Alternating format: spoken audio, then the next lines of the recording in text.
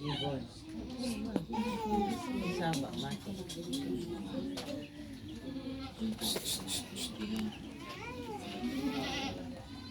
Mayong buntag Mabuntag. sa balaang libro. Ninyong nadungog.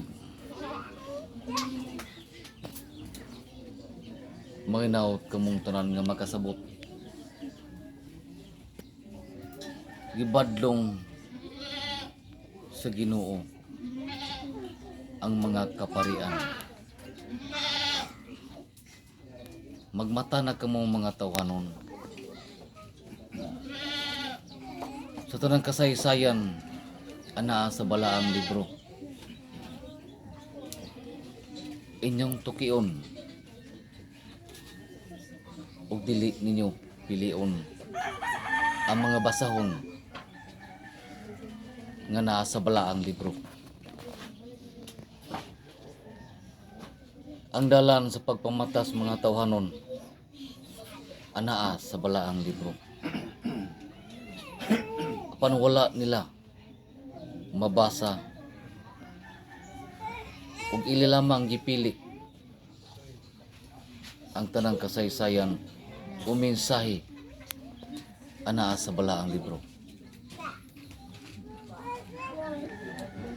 Ngunyong masabtan mga tawhanon, kamo mubarog lamang sa lamang ka oras o kamo makasabot lamang sa usa ka oras.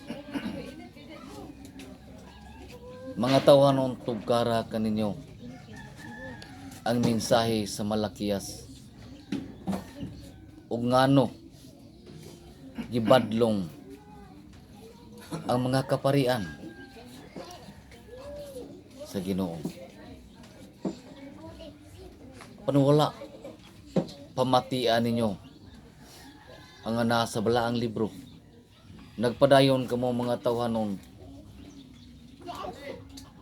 pinagi lamang sa lapi ug kamo madala.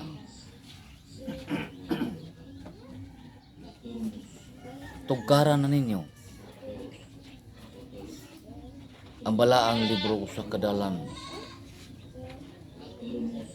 Kamo ang mumensahe sa kaparian nga kami dili na angay nga mosunod kanimo. Kaya na sa balaang libro kamo gibadlong sa inyong gibuhat nga nagpuno sa mga sala sa tawhanon. Kamong mga tawhanon mo barog o ipatigbabaw kaninyo nga iya samahan. Nag-angkon kamo kamatuoran.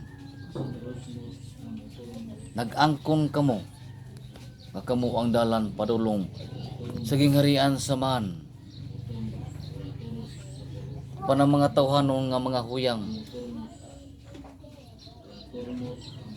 nadala lamang sa kaparian.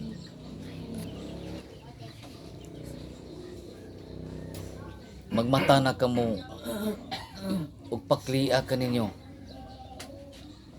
ang mga basahon sa balaang libro. Basaha ug tukia kaninyo ug sabta kaninyo nga dili ay mao nga kamo musunod sa kaparian.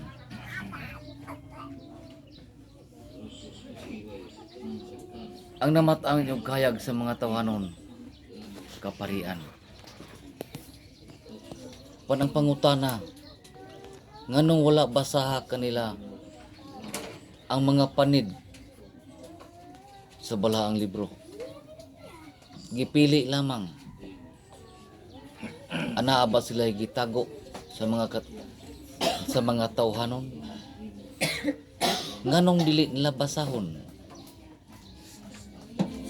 ang Malakias uban nga nagtakdo sa pangalan sa kaparian?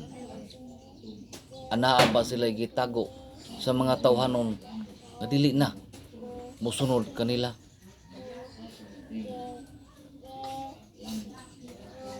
Manginaot kamo nga makasabot.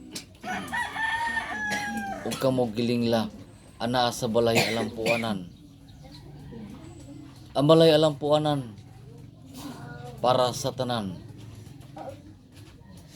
Kung ang dautan nga mosulod sa balay alampuanan,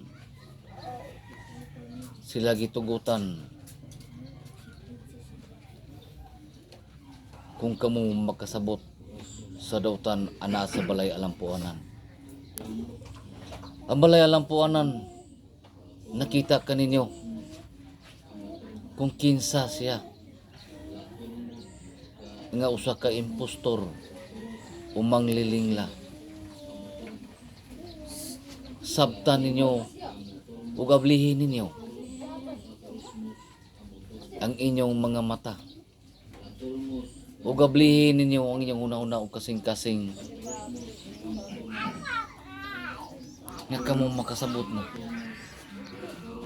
Sa inyong pagkasabot sa tanang mensahe inyong ikatag.